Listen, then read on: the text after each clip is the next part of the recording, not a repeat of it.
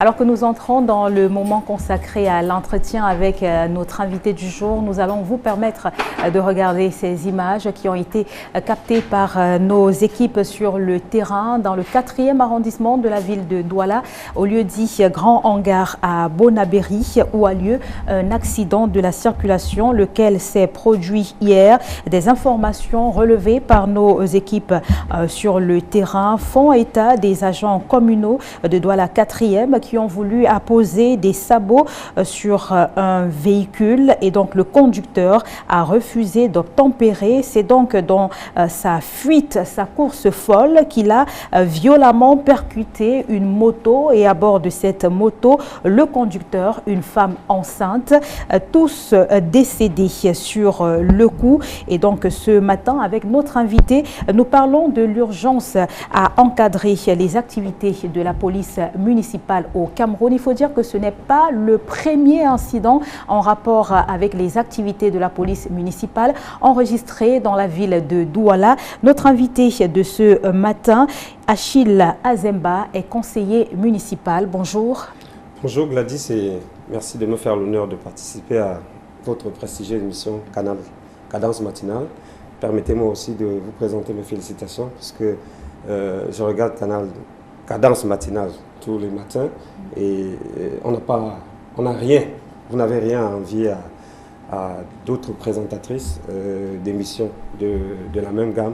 Je vous souhaite bon vent, beaucoup de succès parce que Cadence matinale est devenue un rendez-vous. Il y a des recherches, il y a des informations politiques, bref, c'est pratiquement un régal de pouvoir regarder cette émission. Une fois de plus, merci de m'avoir invité. Également, un bonjour fraternel à toutes les populations de Douala, plus précisément ceux de Douala 3e, ma chère commune. Merci de la part de toute l'équipe de la production de ce programme. Et donc, on va entrer dans le vif du sujet à présent. Vous avez regardé les images envoyées par l'équipe de la réalisation. Comment pouvez-vous analyser les faits d'abord qui se sont déroulés hier dans le 4e arrondissement de Douala? Oui, je dirais que c'est triste que des Camerounais, des paisibles citoyens sortent de chez eux le matin et ne reviennent plus.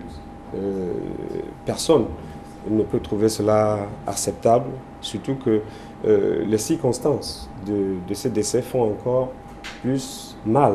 Et c'est des conditions que nous déplorons et que nous, élus locaux, avons la lourde responsabilité d'affronter. Voyez-vous, ces agents de la police municipale ont un rôle à jouer. Ils essayent de le jouer tant bien que mal, mais quand on regarde dans leurs agissements, on a l'impression que beaucoup reste à faire. Déjà, la qualité du recrutement, parce que de plus en plus, dans les communes, et ça, on va arriver aux difficultés, les recrutements sont un peu hasardeux. On recrute celui-ci parce qu'on a un petit frère qui est au quartier, il ne fout rien, il n'a même pas de culture, il n'a pas de formation même juridique, parce que c'est des agents qui sont censés faire un service public, rendre un service public. Alors, pour servir le public, il faut avoir un minimum de formation par rapport à la courtoisie, comment aborder un citoyen dans la rue, même si vous voulez lui demander un papier, même si vous voulez vérifier quelque chose. Mais de plus en plus, les communes, parce que les agents de la police municipale, d'après le décret d'organisation, sont sous la responsabilité du maire directement. C'est-à-dire que leur service est rattaché au cabinet du maire. Donc, c'est un corps qui pose des actes et que le maire devrait assumer. Donc, c'est de la responsabilité des élus locaux, les magistrats municipaux, les présidents des exécutifs, de commencer par filtrer la qualité des hommes qui sont recrutés à faire ce boulot. Mais très souvent, on se rend compte que c'est un peu du tout venant qu'on met là-dedans, des gens qui ont pratiquement, je veux dire, qui n'ont pas pu travailler ailleurs, se retrouvent là-dedans. Et aussi, il ne faut pas juste les incriminer, mais il faut aussi essayer de les comprendre. Très souvent, ils n'ont pas de salaire parce que ce n'est pas évident, compte tenu des effectifs pléthoriques qu'on a dans les communes, avec des masses salariales exorbitantes. Pratiquement, les maires passent le temps à payer les salaires au lieu de pouvoir mettre l'argent de côté pour pouvoir se déployer. Alors, mais est-ce que cela peut justifier, entre guillemets, les rackets dont sont victimes les usagers ou alors la brutalité avec laquelle on intercepte par exemple un automobiliste? Non, je suis d'accord avec toi, Gladys, ça ne devrait pas justifier. Mais sauf que la réalité, elle est là, que quelqu'un travaille. Parce qu'en fait, il faut commencer par connaître quel est le statut de ces agents de la police municipale. En fait, en attendant, puisqu'on dit qu'ils seront recrutés, ils sont en attente de recrutement.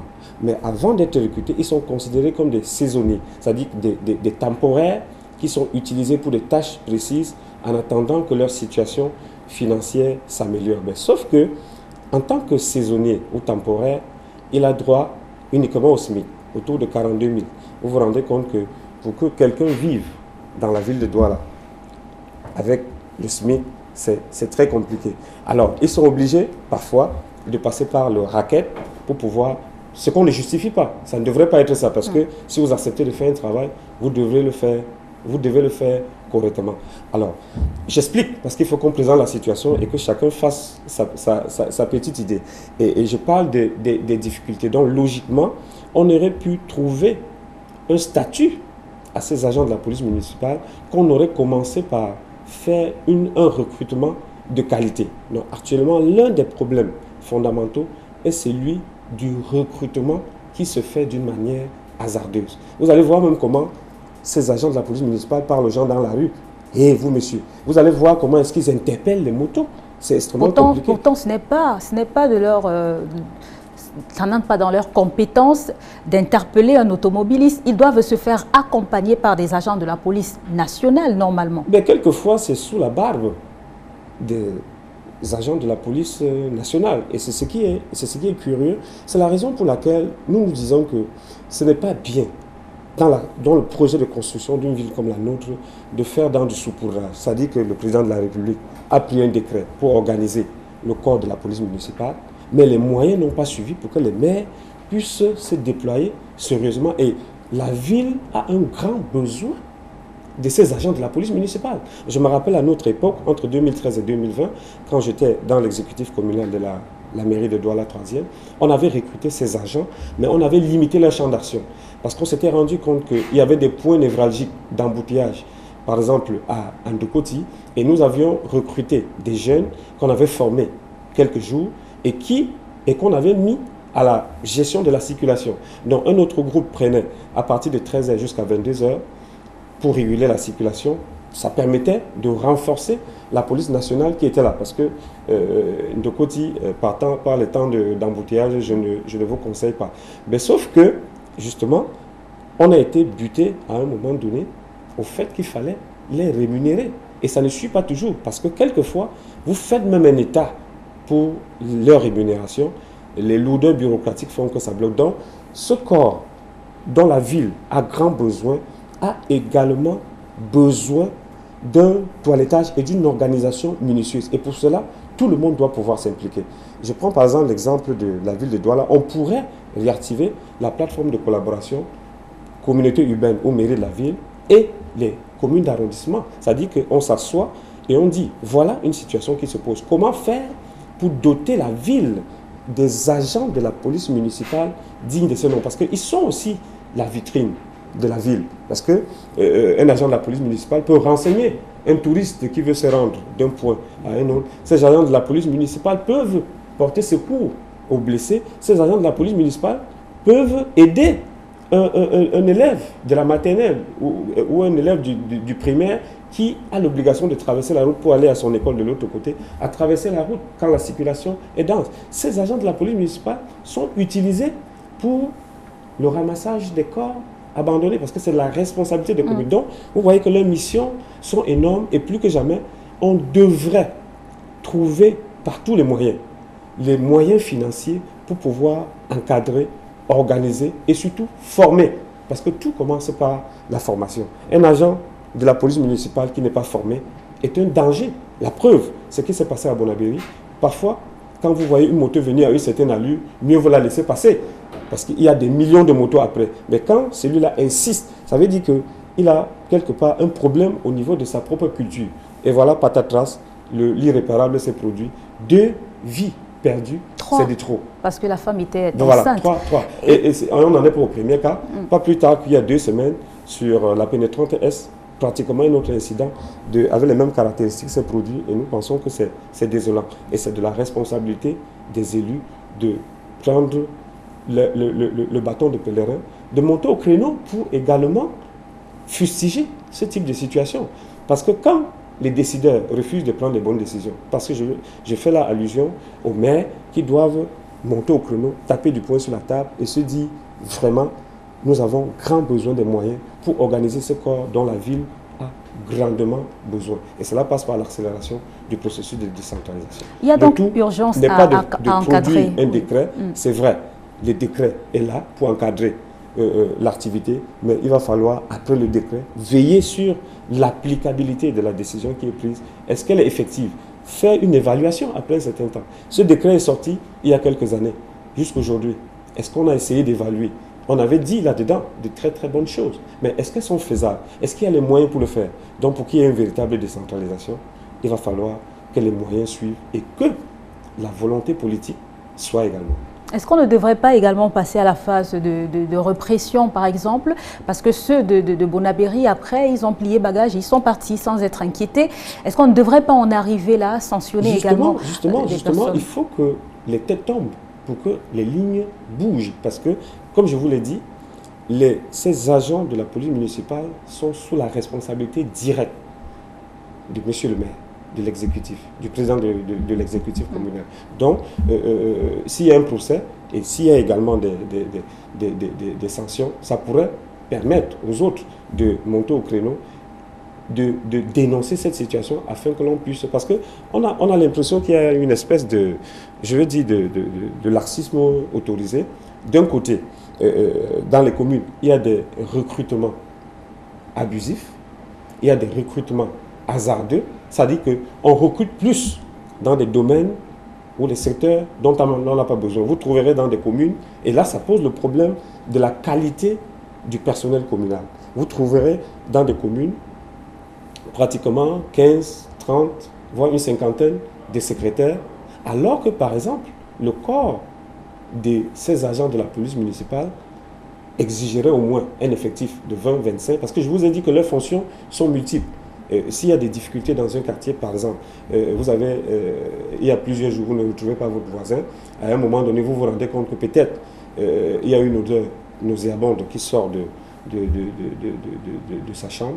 Parfois, c'est la commune qu'on appelle, on est obligé de défoncer la porte et quelquefois, on trouve un corps en putréfaction. Ce sont ces agents de la police municipale qui ont la lourde responsabilité de transporter la dépouille. Mais quelle attitude devraient adopter finalement les usagers de la ville de Douala? Tenez par exemple une étude qui a été menée par l'ONG Nouveau Droits de l'Homme révèle que 75% des populations attestent que les agents communaux ne respectent pas du tout les droits humains. Donc on comprend bien que l'on ait peur lorsqu'on voit les agents de la police municipale. Quelle attitude finalement l'usager devrait adopter face à eux? Déjà, l'usager doit connaître ses droits. Il n'a pas besoin de fuir un agent de la police municipale. Ça dit que l'agent de la police municipale, ça commence par là. L'interpelle, il s'arrête et il lui demande de se présenter. Parce que ça commence par là. Parce que, et ça c'est un autre point... Et qu'est-ce qui justifie également que j'ai en face de moi un agent de la police municipale? Ils ont un signalement qui est généralement connu. C'est-à-dire qu'ils ont des tenues, et sur les tenues sont indiquées de quelle commune ils appartiennent. Il faut déjà commencer par vous assurer. Et logiquement, un agent de la police municipale qui appartient à une commune devrait être identifiable de par son nom. Et c'est valable également pour les agents de la police nationale. Donc, les usagers, les habitants de la ville doivent commencer par adopter des comportements citoyens. Vous ne devez pas fuir la police. Non, parce que cette police, elle est là pour vous protéger. Au même titre que la police municipale est là pour servir les populations qui ont élu leur patron. Les populations sont les patrons des élus. Donc, elles n'ont pas à fuir les représentants de ces élus-là.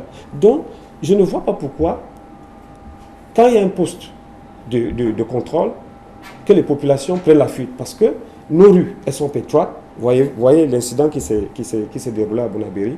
En voulant fuir, un véhicule a bousculé une moto, cette moto s'est renversée et un camion a grimpé sur les occupants de cette moto. Donc, il faut commencer par là. Alors, quand l'usager montre à cet agent de la police municipale qui connaît son droit, parce que quand il a interpellé, il s'arrête et il lui dit « j'ai obligation de garer d'abord ». Il se gare sur le bas-côté de la route avant de lui poser la question de savoir que veut-il, après l'avoir identifié.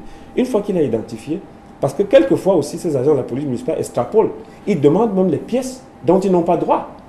Qu'est-ce qu'ils devraient demander en principe? Il y a des taxes qui ont trait, qui se rapprochent de la commune, dont la commune a le droit. Par exemple, c'est normal qu'un agent de la police municipale qui a un ordre de mission du maire interpelle une moto dans le cadre d'une commission et généralement cette commission est mixte parce qu'il y a les agents de la police municipale, les agents de la police nationale et les représentants des syndicats de ces motos. Donc quand l'usager est interpellé, il devrait pouvoir demander l'ordre de mission de cet agent municipal. Et dans cet ordre de mission est précisé l'objet de la mission. Alors si l'agent de la police municipale lui demande une pièce qui ne cadre pas avec ce qui figure dans son ordre de mission, il lui dit désolé, je ne peux pas le faire. Je crois que c'est vrai, vous allez perdre un peu de temps pour le faire, mais il faut déjà commencer par là pour montrer à ces agents-là qui très souvent n'ont pas suffisamment de culture dans le domaine, de comprendre que de plus en plus, ces populations ont un comportement citoyen. Bon, maintenant, il va falloir que les élus que nous sommes, en l'occurrence les maires, s'assurent que dans le recrutement, que ce ne soit pas des recrutements de copinage, que ce n'est pas parce que on a c'est pas parce qu'on a du muscle. Du muscle, voilà. Ce n'est pas forcément parce qu'on a du muscle qu'on peut faire, qu'on peut être un bon agent municipal. Non. Un bon agent municipal, c'est celui-là également qui a une tête bien faite, qui connaît les notions de respect, qui connaît qu'il travaille pour le citoyen de la ville et qu'on ne peut pas faire de ville sans citoyen et qu'il devrait commencer par respecter l'usager qui est devant lui. Ne pas utiliser la violence, parce que c'est surtout sur ça qu'il faut m'attraquer. Il y a trop des actes de violence, des violences gratuites posées par ces agents de la police municipale. Le premier travail à faire, c'est la conscientisation, de leur dire, vous servez ces populations qui ont élu vos patrons, vous leur devez du respect. D'accord. Merci Achille Azemba d'avoir répondu à nos différentes questions pour l'éclairage de nos téléspectateurs. C'était un plaisir de passer sur Equinox Télévision. Bon vent. Merci.